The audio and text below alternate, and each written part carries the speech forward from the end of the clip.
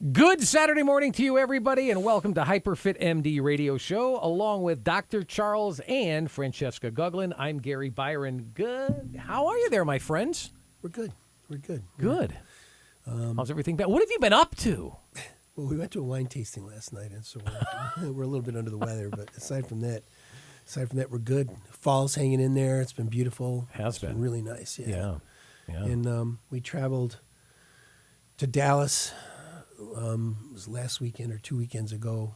We were there for like 5 days, just learning stuff at a conference, learning some new stuff, which we're gonna all share business, the no next pleasure, or a little bit of both. Pretty much all business. We didn't. Yeah, we left. We didn't leave the. We were there for 4 days. Never left the hotel. Just because I'm going to classes all day and she's working because she's education director for Age Management Medicine Group. So she's working the education side of it, and I'm just there to learn stuff. Get CMEs, right? To maintain licensure in any state, you need to prove that you're actually a student of your own business, a student of your own field of medicine. And so it helps to get these CMEs also. But also, there's new stuff coming out every day, and we like to bring it to our patients. Sure.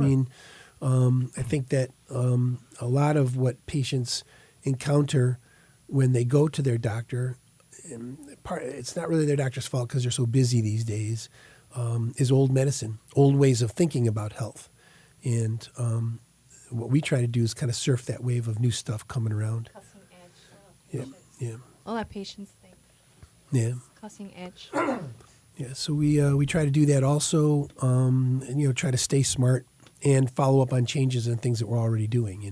So got to stay smart, man. Not to mention the fact that and I'll say this about our patients, they are really smart. And a lot of times patients, clients, whatever you want to call them, will bring to us stuff that they've read somewhere. And I'm like, I search my brain for some nugget of knowledge about what it is they just mentioned. And there's nothing there, And so you have to go look it up. Thank God for Google and Google Scholar and all those other things that we use. And but you could read almost anything.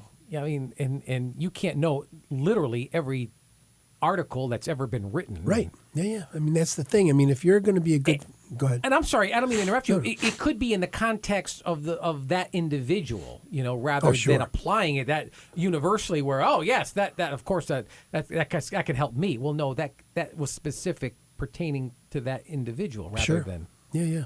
And so many of our people are sort of, biohackers in the sense that they are all trying everything that's brand new, and you got to keep up with them. Yeah. You got to keep up. You got to be that guy who they can go to and say, look, this is what I'm interested in.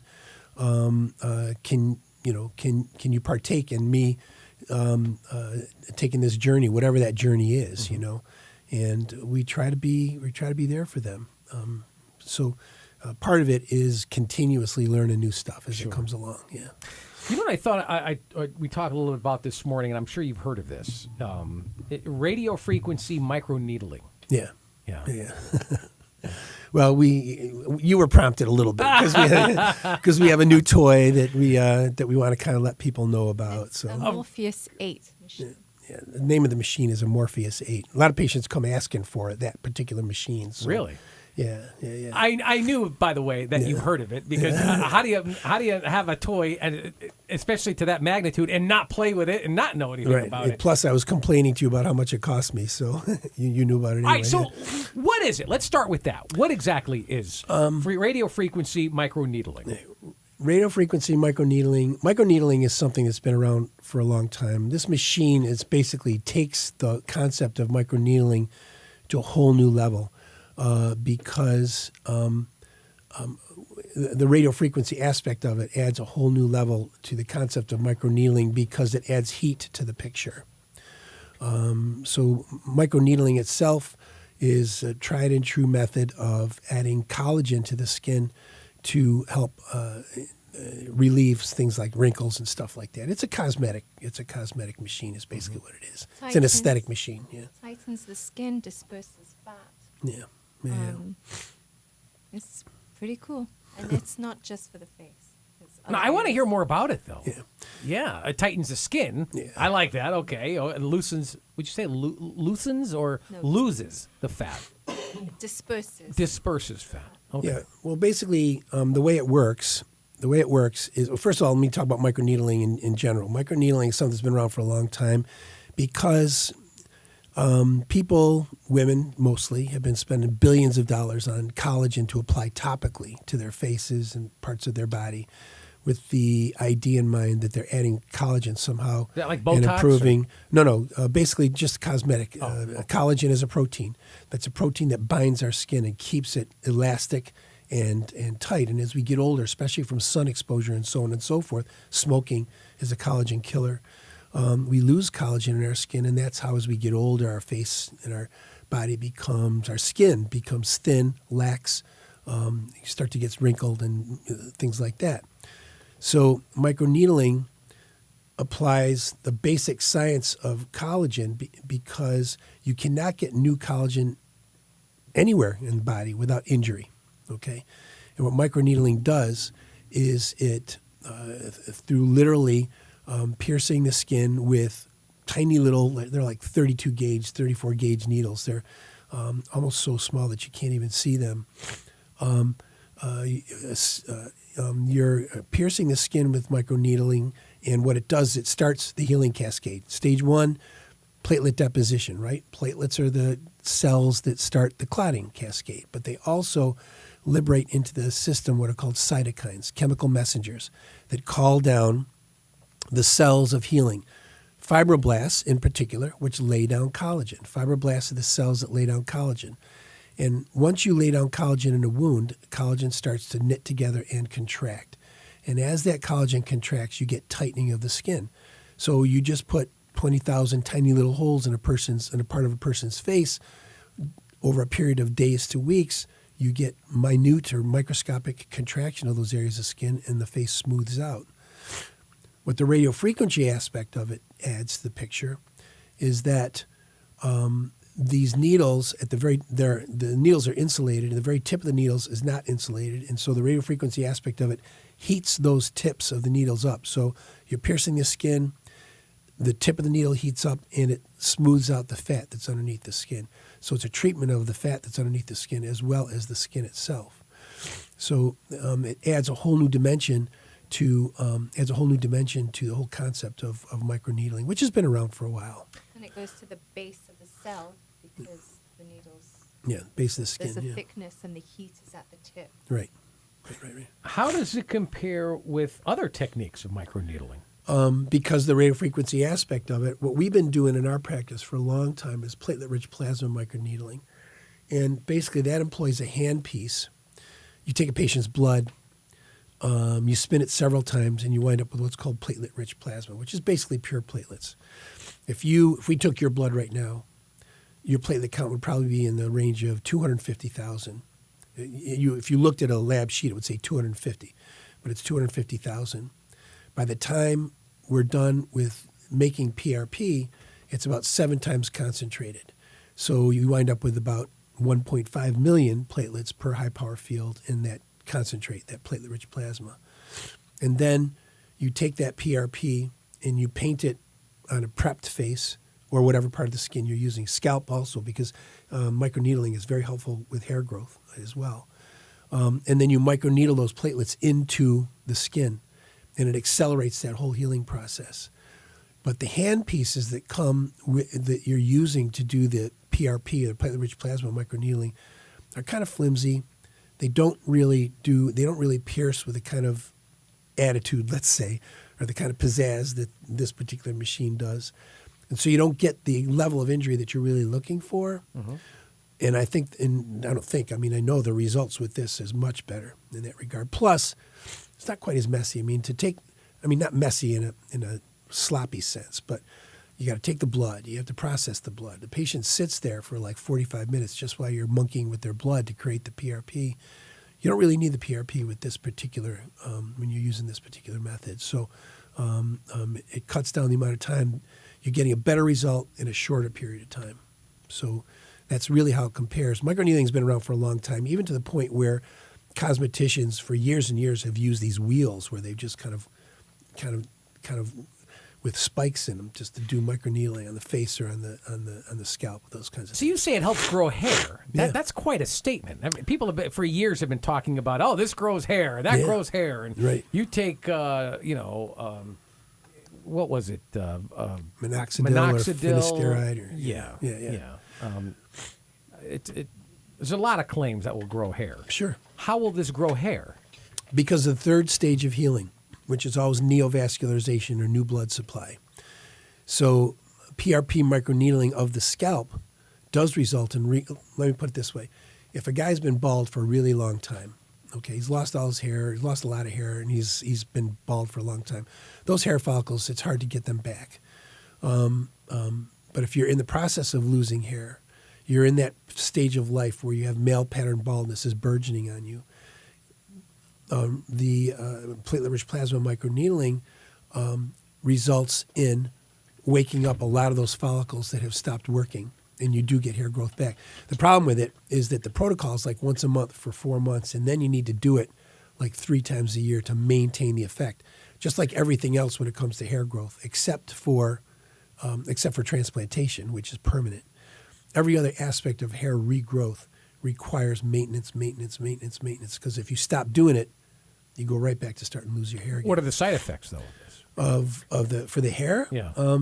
Really nothing. I mean, your scalp is tender for a day or two, because basically what you're creating, any surgeon can tell you that open wounds don't typically get infected. It's a closed wound that gets infected. What you're creating is open wounds that heal very quickly. And you have to have a picture of this because you have to understand that what we're talking about here is literally microscopic holes that we're creating. So even you don't really get that much, you don't get bleeding really that much with this. Excuse me. So microneedling is a tried and true method of achieving regrowth of hair. It's been around for a long time and it works, but you got to keep doing it. How come you don't hear more of it then? Who knows why? I mean, it's been around for a long time. Hair transplantation has really eclipsed it in terms of popularity because hair transplantation is permanent. You know, if you take the investment that it takes to maintain hair growth through repeated microneedling over a period of years, if you're going to throw that money into it, you should throw the money into hair transplantation because it's a one-shot deal. Hair grows and doesn't stop growing. So over a period of years, if you're a 36-year-old guy or 40-year-old guy, and you're going to keep doing microneedling for 20 years, by the time 20 years are over, you've thrown $50,000, $60,000 at this process. Whereas if you want hair to regrow, you go to transplantation. So when people come to us for consultations on hair growth, I always go through all the echelons of treatment. And the fifth echelon is always hair transplantation. So I was going to ask you what's happening during the treatment. With the radiofrequency microneedling, what we do is patient comes in, and whatever part of their body that we're working on, they're applying a topical anesthetic to it. And we're actually in the process, sometime in the next 2 or 3 months, we're going to invest in a nitrous oxide machine so that they'll be able to breathe nitrous while it's happening. But right now, and which is the way it's typically done, you apply topical anesthetic to the area that you're going to treat. You wait 40 minutes, and then you prep it with alcohol. Mm-hmm. And then it's pretty simple, actually. The handpiece is connected to a computer. The computer drives the handpiece. You're setting the parameters, which is the level of heat that you're applying to this area, the depth of penetration. Because if you're doing, for instance, abdominal wrinkles or stretch marks, that kind of thing, the level of penetration is about 3.5 millimeters, which is pretty deep. And the face, you're talking 0.5 or 1 millimeter at the most. So you're setting the level of penetration, you're setting the heat that's involved, so on and so forth. And then you just go to work, applying this to the areas of the body that you're working on. So conceptually, it's simple. And, in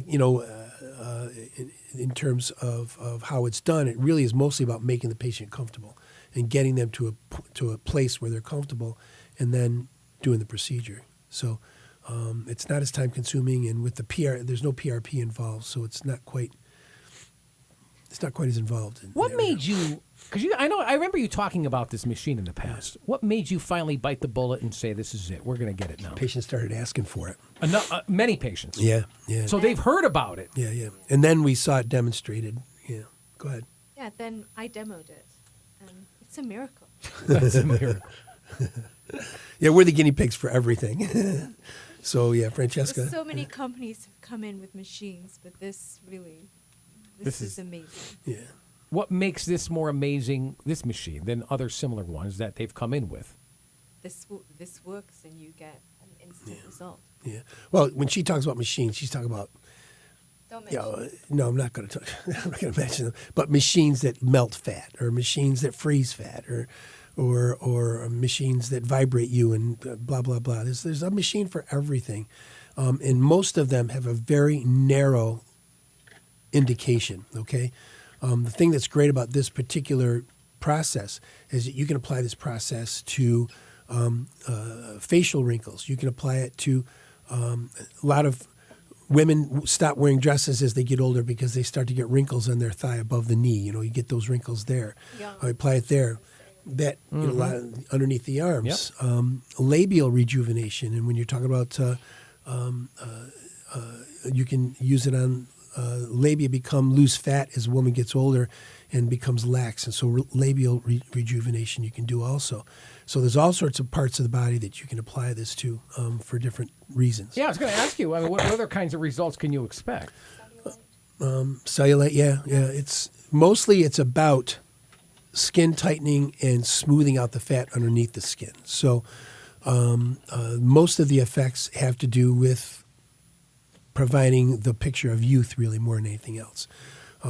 After the protocol, for instance, facial microneedling, the protocol is once a month for 3 months. And at the end of those 3 months, in like a 6-week waiting period, the results are remarkable. Folks, you are listening to HyperFit MD radio show where age management is always front and center. You can reach Dr. Charles Guglin very easily by giving him a call at 203-890-9777. Very easy. And also online at hyperfitmd.com. I will repeat those points of contact more towards the end of the show, along with Dr. Charles and Francesca Guglin. I'm Gary Byron. What parts of the body can be treated with radiofrequency microneedling? Most people who come into the practice are interested in facial microneedling. You can apply it to stretch marks, those kinds of things in the abdomen. Thinner people who have, as they get older, you can apply it to the back. Thinner people, especially if a woman is thin, she's getting older, but she wants to continue wearing a bikini, let's say. The areas of the back where the skin becomes a little bit lax, you can use it there, and it tightens those areas up. We talked about the legs, the undersurface of the arm, where as a person gets older and they get that flabby business going on underneath their upper arm, you can apply it there. The neck, I can't say the décolleté, with that area between the breasts where you Décolleté. Yeah, I can't say. I don't know. I can't say that word. Yeah. Décolleté? Yeah. Yeah. Yeah. I've always said in your head, the way you say a word in your head is completely different than the way you say it out loud. That's right. I think of song lyrics, some of them. Like, I always thought the word was, the lyric was this, and turns out it was that. Exactly. Yeah, You can do under the eyes, the puffiness under the Or the crow's feet, right? On the sides, right? You can do the chin. Oh, yeah. The neck. The neck. I would imagine the neck. Yeah. Hands? Hands. That's a very good. A lot of people don't like the way their hands look as they get older. And a lot of times you can tell if a person has had a facelift or had rejuvenation of one kind or another. If you want to tell their true age, you look at their hands. Hands first, neck second, right? Yeah, right. Yeah. Right. Oh, interesting. Yeah. Aging, boy. Aging happens to everybody. I know. That's if why we're lucky. That's right. If we're lucky. It's better than the alternative, right? Well, that's why your business exists, HyperFit MD, age management. Yeah. There's got to be some side effects to this, though, okay, definitely.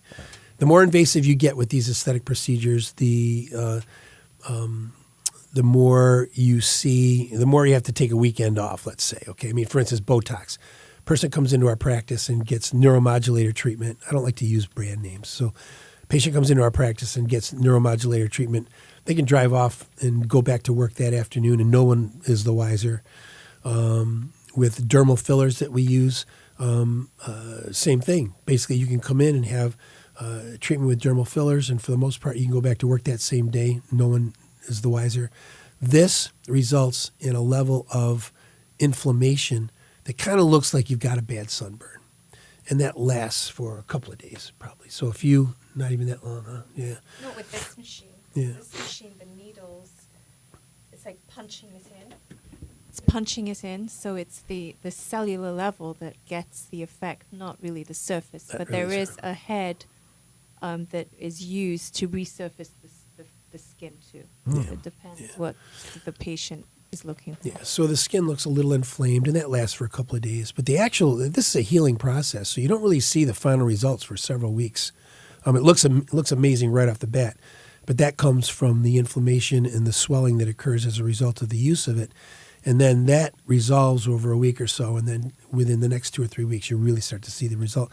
Anything that's a healing process, and we were talking about hair before, anything that's a healing process, you're talking, you break your leg, they put a cast on your leg, they say, don't even come and see me for 6 weeks, right? Because it's a healing process. And many of the aesthetic procedures that really last and really work are healing processes. So you get the final results in 3-4 weeks, which is why we repeat it. We do wow. It looks better and better and better over 3 or 4 weeks. That noticeable, though. Yeah. In that short amount of time. Yes, definitely.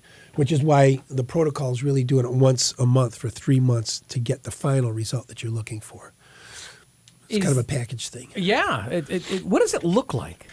What, the machine itself? Yeah. Is it large? Does it make a lot of noise? It's a little it's a little R2D2. It's basically sits there with a computer face with a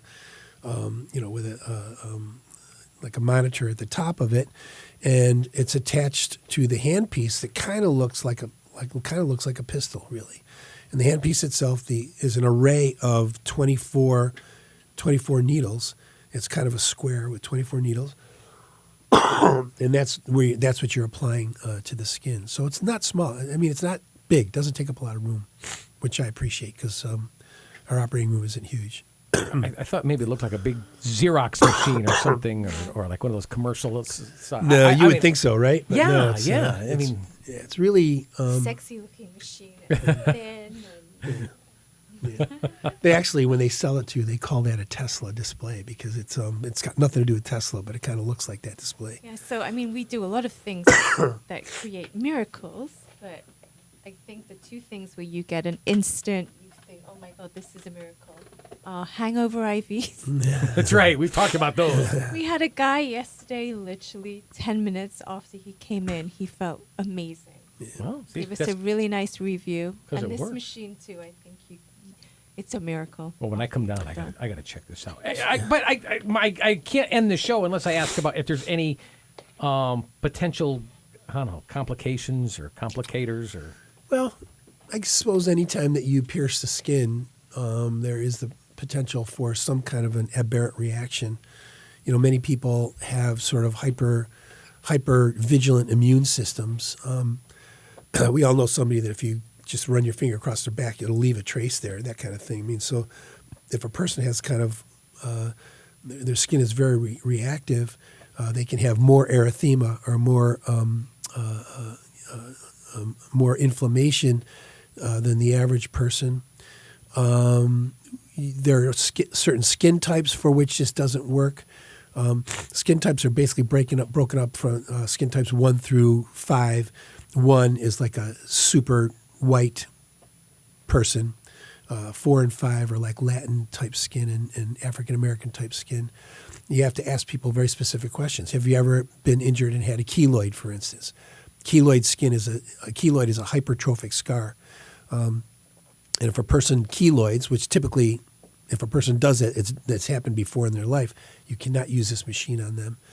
Hyperpigmentation can occur as a result of it. Again, those are for darker skin types. So you really, the darker the skin type of the person comes in, you really need to pimp them hardcore about their history.